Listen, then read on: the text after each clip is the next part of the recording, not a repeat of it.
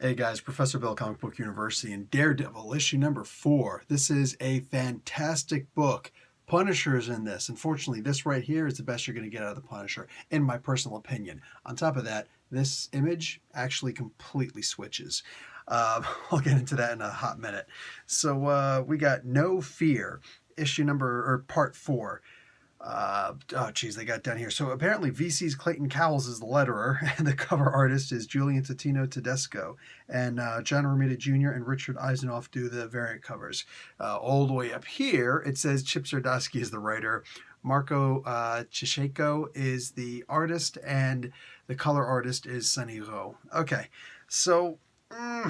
yeah, I'm not a particularly huge fan of the way the Punisher is portrayed in this. Detective North, for his part, he gets in a bit of trouble. He's going to be reassigned, not sent to a different duty station, but just, he's off this case. You're done.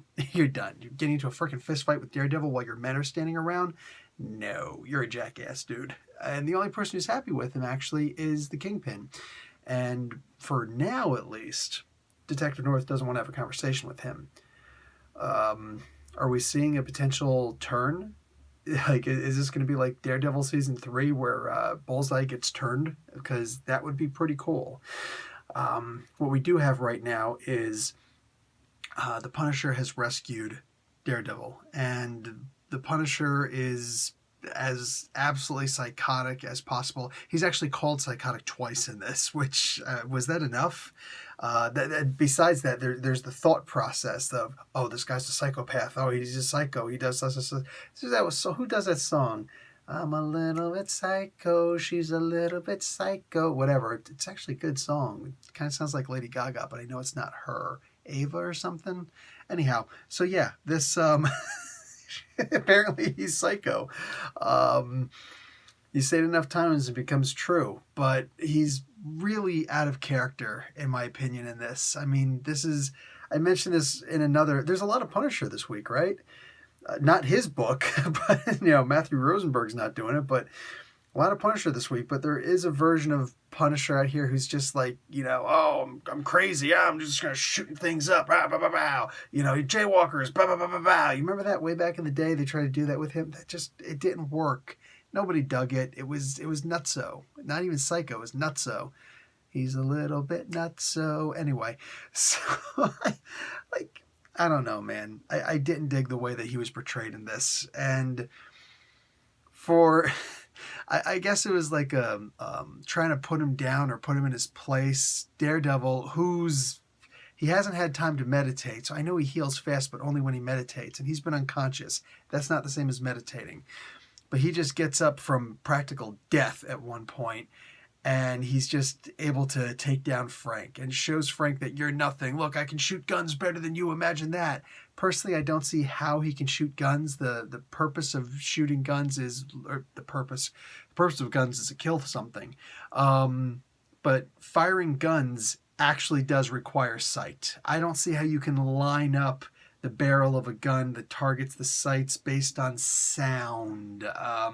Knowing where something is and knowing where the sights are of a precision weapon. The thrown weapon, sure. But guns, no. I just don't see that. And that's on me, I guess. But through physics, I can't understand that. Using sonar, radar, I cannot imagine being able to fire off guns like that. And I know that it exists in the Navy, but there's a lot more to that system than just knowing where something is. All right, those things are actually lined up electronically, and no. Takes a lot of people to operate also. Spigots, I'm talking about. The self-propelled guns. Anyhow, so what have you here? I don't know. At the end of this, real quick spoiler, I'm going to show you just because I think it's really cool, and I can't wait to see what becomes of this. Here it comes. So if you don't want the spoiler, go away. Too late. Yeah, this is a really cool scene.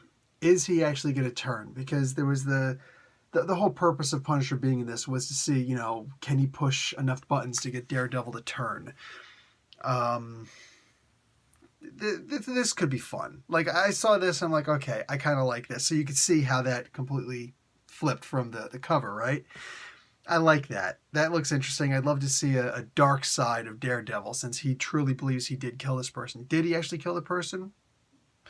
But, you know, accidents happen, mistakes happen with anybody at any time. So, yeah, I am interested.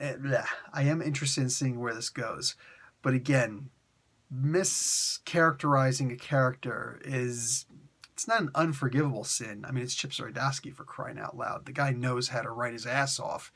But I personally feel that and Punisher's not even like one of my favorite characters out there. It's just, I know that this is not the way that he's supposed to be portrayed. So this was really, really off.